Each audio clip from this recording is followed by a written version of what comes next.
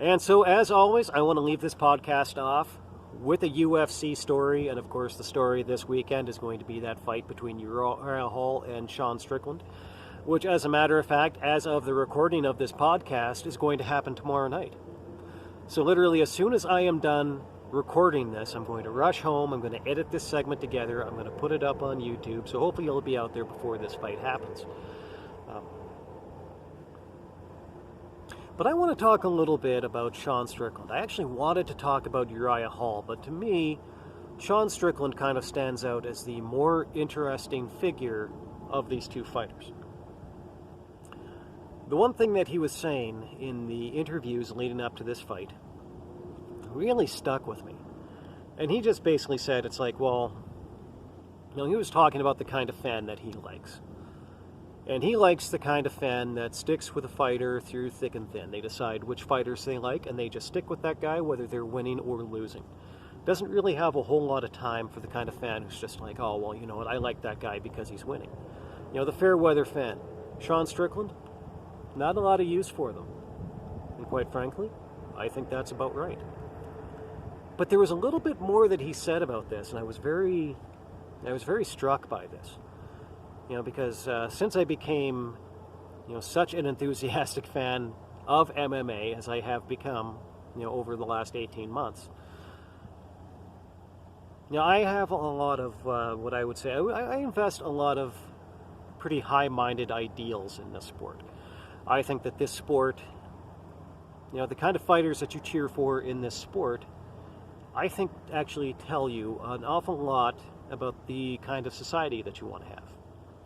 It's one of the reasons why I've kind of been forced to become so critical of Conor McGregor over the past few weeks. I kind of had to take a very close look, at everything that he's been and everything that he's become, and I don't like it as much at this particular juncture as I would like to.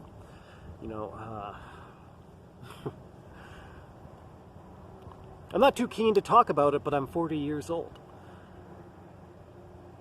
And so really, the time when I'm going to become an old man is not as far away as it used to be. And I have to ask myself little questions about, what kind of society I would like to have when I'm an old man. And I honestly do think that as an old man, I would not want to live in a society where people have grown up with a role model, a man that, that punched an old man in a bar for refusing a shot of whiskey. That's not the kind of society that I want to live in when I'm 70 years old. I think I'd rather live in a society where people grew up with Dustin Poirier as their role model. For reasons that I've said previously. Dustin Poirier, he represents all of the best things about this sport, but I am getting sidetracked here, and I'm going to reel this back. That's just one example of some of what I would kind of consider almost these naive, high-minded ideas that I've kind of invested in a sport that really is, it's about cage fighting. It's about, two guys walking into a cage, and if you get the kind of fight that you want, only one guy is actually going to walk out of there under his own power, the other guy's going to be helped out. And Sean Strickland, he's very aware of this. He's actually come right out and said, the fighters, they're just like meat. They're just like meat into the grinder. They get to go and they get to have their career. They get to have at least a few fights, and if they're a pretty good fighter, then probably they get to have a lot of fights. If they're not very good, then they don't really get to have too many. But Sean Strickland, you listen to him talk, and he's the kind of guy that literally, he talks about going out on his shield. He talks about being the kind of fighter who is all in all the time. He wants to go into that cage, and he either wants to knock the other guy out, or if he loses, he wants to be knocked out. And that's the entirety of his goal in this sport. He wants to make as much money as he can make, either knocking guys out or being knocked out himself. And he says that his ultimate goal is that he wants to make enough money to go, go retreat off into a mountain somewhere and never be seen again. That being a UFC champion is what makes a difference for him, having those resources or not, well, then that's what he's going to do. He's going to go out and win a championship, or at least die trying. And he literally talks about dying trying. Very different from Uriah Hall. I mean, Uriah Hall, he's a guy that he's had his wins and he's had his losses, and he's taken his share of lumps over his career. But he actually says things, he talks about how, he'd like to live long and healthy after he's done fighting. Which I think that if you have any kind of regard or respect for these fighters at all, that's what you should want for them. But I wonder if Sean Strickland is right, when he talks about, the way the fight fans look at fighters. They're just meat.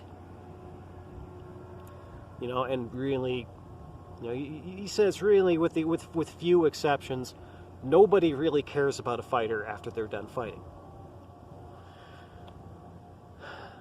And as much as I hate to say it, I think that he might not be wrong.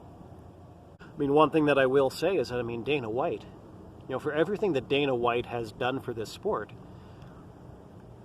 I don't think it would be unreasonable to say that Dana White looks at a lot of these fighters, almost all of these fighters, if not all of them, as basically just meat for the grinder.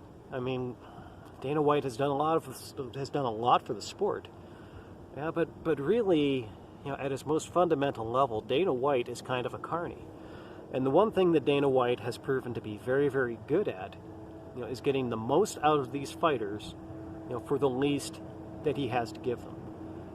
And MMA is very unique in that regard. I mean, people always ask the question about why is it that MMA fighters don't get paid the way that boxers do. Boxers, so many of them are millionaires. Some of them are even billionaires. But it doesn't seem like anybody's really hit that level just based off MMA alone, except for maybe Conor McGregor. But he did that by going to a lot of other places to make money in other places. Now, it's a common question, it's commonly asked, but really it's not that complicated. The reason why is because people like Dana White have as much control over the sport as they have.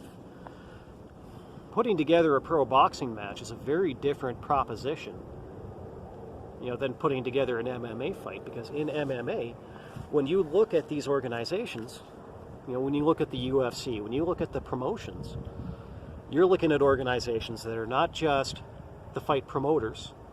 You're looking at organizations that are also, the contracting body, in terms of they contract all of these fighters. They're the broadcasters. Dana White literally controls everything up to the point of Dana White basically has control over who can cover the UFC. And when you can control that, who can cover the UFC, you actually have quite a bit of influence, over what can be said about the UFC. Scott Coker over at Bellator, he seems to me like a guy who's a good deal, less ruthless with this power than what we've seen Dana White use it. But, he does have that same level of power. Now, that's pretty different from boxing. Because in boxing, what you have is a promoter, and a promoter decides that he wants to put on a pro boxing match so we can try to make some money, and so he goes to one of the sanctioning bodies, and gets them to sanction a fight, preferably for a championship. And then they have to go out and they have to contract the fighters through their managers.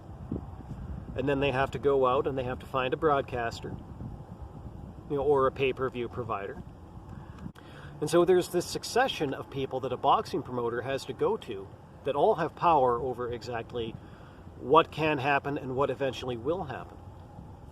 As opposed to an MMA, where for the most part, it's a one-stop shop for most of these guys. If you want to be an MMA fighter, you go to a handful of guys, and they, at that point, have control over everything that goes on around that event.